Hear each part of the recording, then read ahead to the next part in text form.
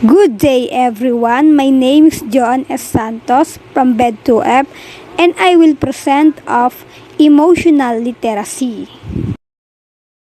So ano nga ba yung emotional literacy? From the word emotional literacy, dito pinag-uusapan yung feelings or yung nararamdaman natin. Emotional literacy. It is the ability to identify, understand, and express emotions in a healthy way. It is capacity to recognize, level, and understand feeling in self and others. Ito daw po yung kakayahan natin upang tukuyin kung ano ang nararamdaman natin. Gamit nga daw po ng emotion, ipapahayag natin kung ano-ano ang gusto nating iparating sa ibang tao. Bawat tao nga daw ay may emotion or pakiramdam at mahalagang malaman natin ito. Nakakaramdam tayo ng iba't ibang emotion dahil iba't iba ang nangyayari sa atin araw-araw. Emotional literacy. And the first one, the ability to know, recognize, and describe what you are feelings. Ito daw po yung kakayahan kilalanin at ilarawan kung ano ang iyong nararamdaman. And the second one, the ability to know what trigger your emotions. Ito ay kakayahan malaman kung ano ang nagpapalitaw ng inyong mga nararamdaman. And the third one, the ability to express emotion productively. Kakayahan ipahayag ang mga emotion. And the fourth one, the ability to empathize with others. Then dito naman, kakayahang makiramay sa iba gamit ang feelings. And the fifth one, the ability to refer emotional problems. Ang kakayahang ayusin ang mga emotional na problema. And the last one, self-awareness, being aware of the emotional trigger unique to you because of your values, personality, and upbringing. Kamalayan sa sarili for being aware sa mga emotional na natatangi sa personalidad mo.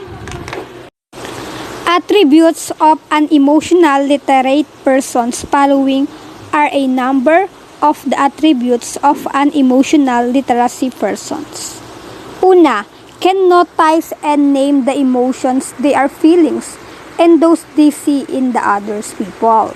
Pangalawa, understand the message and emotions in aiming to communicate cause and effect. And pangatlo, select the emotions that they are experience and chooses what communicate and accept emotions has a normal part of life and it at easy talking about and working with them, with the people they trust. Let's discuss some of the things we know about children who have a strong foundation in emotional literacy. Children who don't learn to use emotional language have a hard time labeling and understanding their own feelings as well as accurately identifying how others feel. Children with a strong foundation in emotional literacy.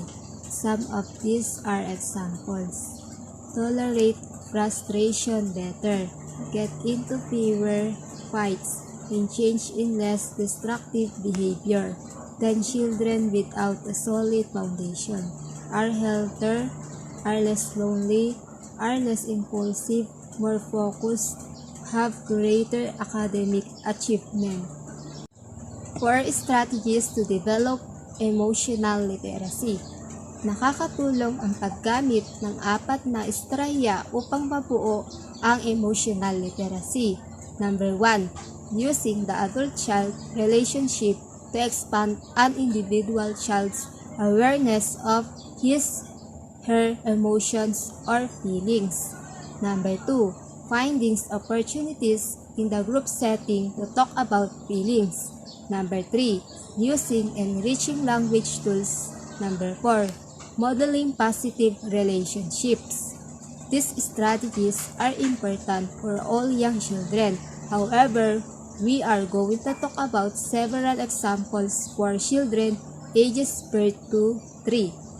Using the adult-child relationship to expand an individual child's awareness of his/her emotions or feelings.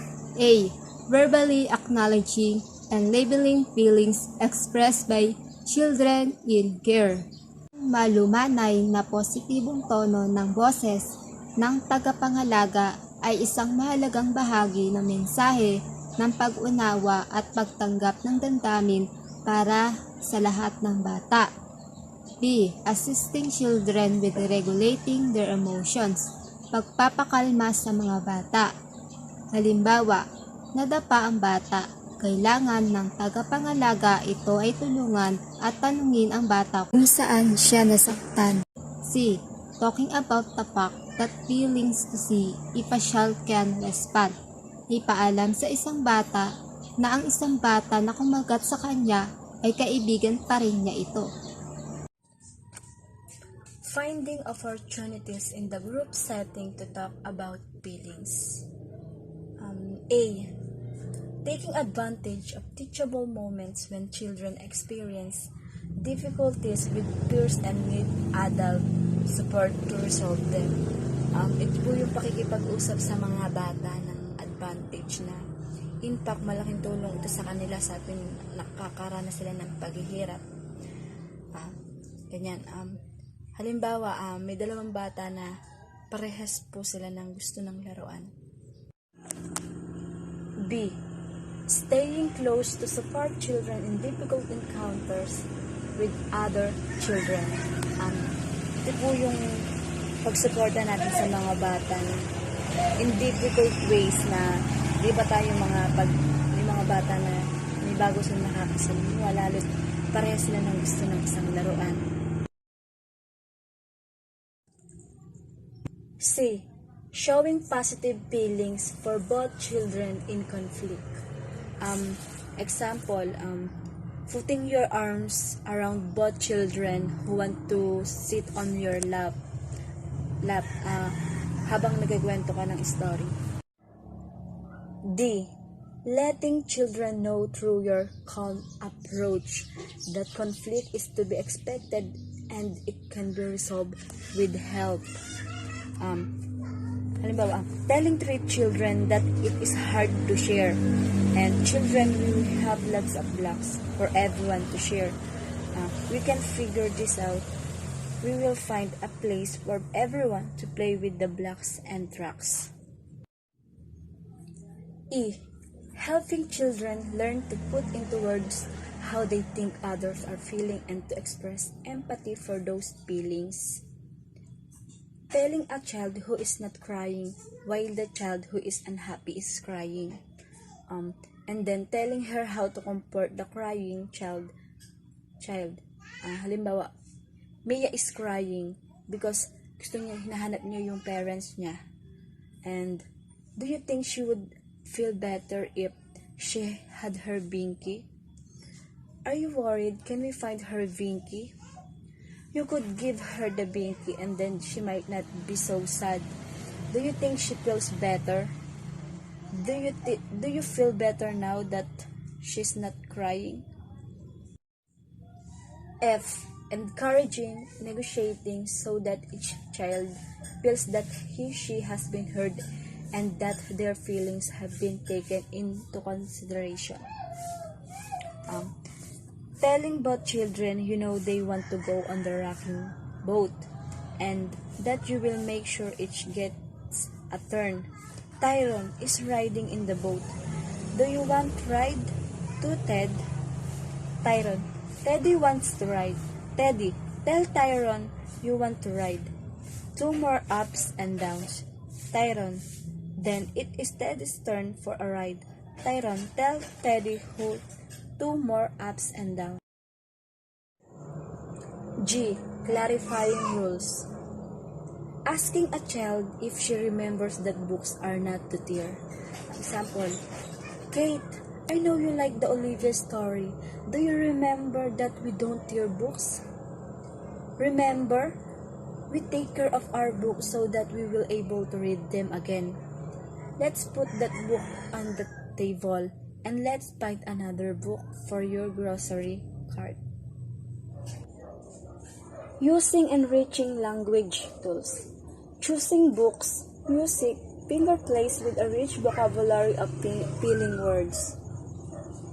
As participants, if they have favorite books, music, or finger plays that they use with the children. And B. Using puppetry, social experiences, and that emphasize the feeling, vocabulary, and conflict resolution. Example, having two puppets struggling over a favorite items, or two puppets that have pretty hair that no one can touch. C. Reading stories about characters that children can identify with who express a range of feelings. Example, Baby Einstein for infants, or See How I Feel stories like The Rainbow Fish. D. Encouraging children to draw pictures of their difficult or scary emotions. Example, if a children heard thunder and saw lightning, talking about it being frightening and offering an opportunity to draw, then asking about the drawing. Modeling positive relationships. A. Between adults in the care setting. The emotional atmosphere among the adults in care settings sends a powerful message to very young children. Speaking in kind voices to one another. Halimbawa, saying hello to everyone and greeting parents with enthusiasm. All care messages about how we treat someone. And lastly, letter B. With other children. Saying only positive and constructive things to children. Letting them know what you like rather than what you don't like. Laughing with children and letting them know that you like their personality or their antics. Also send messages about we treat the people.